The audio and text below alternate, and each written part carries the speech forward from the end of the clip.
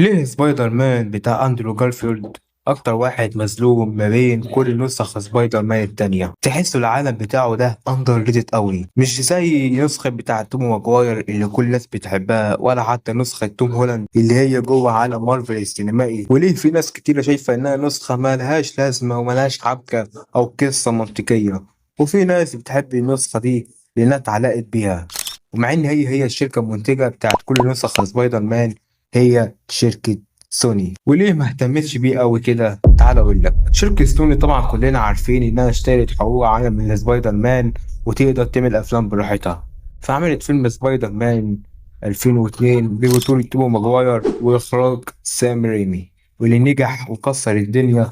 وطبعا سوني الفيلم جاب لها فلوس هي ما تتوقعهاش اصلا، يبقى ايه لازم نعمل الجزء التاني، يلا. وينزل الجزء التاني من فيلم سبايدر مان وبينجح. وكمان حصل مشاكل في الجزء التاني بسبب توم ماجواير، وإنه شاف نفسه وبقى مش عاجبه التصوير وعايز كل حاجة تمشي على مزاجه. فسوني قالت له ليه بنفسك كده توبي؟ تنسيت نفسك ولا إيه؟ أنت من غير سبايدر مان كان زمانك بتطلع مع صاحبك ليوناردو دي كابريو كومبارس، ما حصلتش ضيف شرف. وكان هيجيبوا بداله الممثل جيك جيلينهال بداله. تخيل كده جيك جيلينهال بقى سبايدر مان، أنا مش قادر حتى أتوقعها. فرجع في عقله وسمع الكلام، والفيلم عدى على خير وبينجح نجاح كبير. وبعد كده بتعمل الجزء التالت اللي ما بيعجبش اي حد، ولان الفيلم نجح وجاب ايرادات كبيرة قوي. وهنا بقى تبدأ الحكاية. فسوني قالت يلا بينا نعمل الجزء الرابع ونصالح بالجمهور ونجيب قصة حلوة. وسوني كانت عايزة الفيلم ينزل في 2011 بأسرع وقت ممكن. وكان في خطة انهم هيجيبوا شخصية بلاك كات اللي هي في كوميكس سبايدر مان، واللي كانت هتعمل دورها مين؟ أنها سوية. فوق عليك يا سوني. بقى دي ما تجيبوهاش. وسام ريمي طبعا محتاج وقت كبير جدا عشان يعمل قصة حلوة، فقال لهم خلاص انتوا عايزين تنزلوه في 2011، خلاص نعمل قصة حلوة متواضعة كده زي بتاعة الجزء التاني. فقالوا لأ، احنا عايزين قصة جامدة وملحمية كده. لكن سام ريمي قال لأ، ده انتوا عالم وش وعايزين قصة قوية، وانت هتستعجلون وتقولي يلا يلا يلا عشان ينزل في 2011؟ لا انا ماشي يا معلم. ففيلم سبايدر مان 4 اتكنسل خلاص، وسوني قاعدة فاضية ومعاها حقوق سبايدر مان، واللي كان في شرط إنهم لو قعدوا فترة طويلة معملوش أفلام الحقوق ترجع لمارفل تاني، واللي هي وقتها ديزني اشتريتها. لكن طبعا قالت على جثتي يلا نجيب أي عيل يعمل سبايدر مان. فجيبوا مخرج شاب اسمه مارك ويب، ممثل لسه بيشق طريقه اسمه أندرو جارفيلد. وسوني اتفقت عايزين نسخة جديدة، واهتموا بظهور جوين ستيسي بدل ام جي، والفيلم بينزل وبيحقق نجاح وبيجيب 700 مليون دولار. فسوني قالت حلو الحمد لله، يلا بقى نعمل عالم سينمائي لينا زي مارفل. وكانوا عايزين يعملوا اميزنج سبايدر مان 2 و3 وفيلم كامل لأشرار سبايدر مان عشان نمهد العالم السينمائي اللي هم عايزين يعملوه. ولكن مارفل وقتها كان الحظ مولع معاها جامد. وبعد كده بينزل الجزء التاني من أميزنج سبايدر مان في 2014، وتبدأ المشكلة، وهو إن الفيلم معجبش الناس لأنهم غلطوا نفس غلطة سبايدر مان 3، اللي هو زحم الشخصيات زي ظهور هاني أوسبورن فجأة كده والشرير إلكترو. والفيلم بينجح نسبيا كإيراداته بيجيب 600 مليون دولار.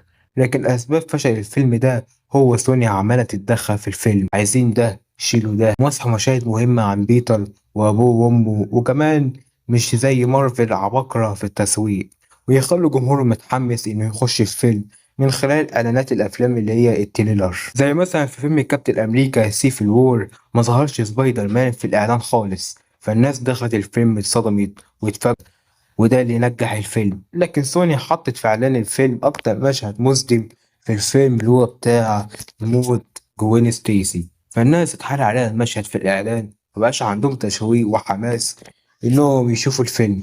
فسوني قالت كفاية لحد كده، قدر الله ما شاء فعل. فبتنتهي نسخة أندرو جارفيلد وخلاص كده، وتقعد سوني تشوف مارفل وهي عمالة تفرس في العالم بتاعها. فمارفل بتيجي تقول لها يا سوني ما تيجي نعمل اتفاق وناخد السبايدر مان في العالم بتاعنا، وتاخد انت النص وانا النص وربنا يرزق الجميع. فسوني بتضطر توافق على الاتفاق ده وتدي سبايدر مان شراكة بينها وبين مارفل بنسخة توم هولاند وأفلامه اللي بتنجح، لأنها كده كده مرتبطة بعالم مارفل. لحد ما بينزل أكتر فيلم هو مش فيلم، هو حدث كبير حصل في السينما، وهو فيلم سبايدر مان نو واي هوم.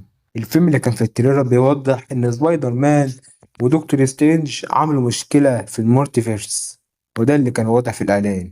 فالناس قالوا تمام نروح نشوف الفيلم يعني. لكن ودي أجمد حركة صايعة مارفل بتعملها، وهي إنها بتفاجئ جمهورها وتخليهم مصدومين كده زي ما قلنا في فيلم كابتن أمريكا سيفل وور.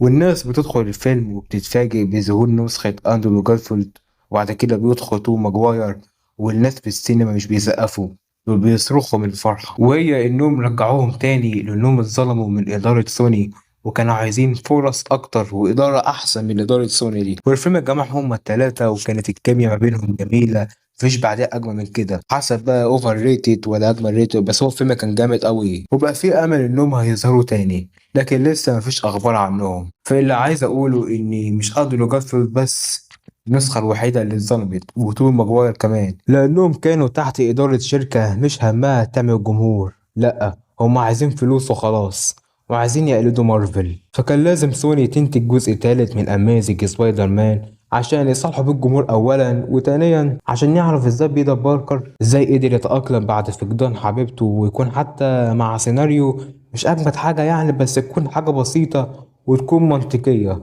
ومن غير تدخلات قص ده وشيل ده.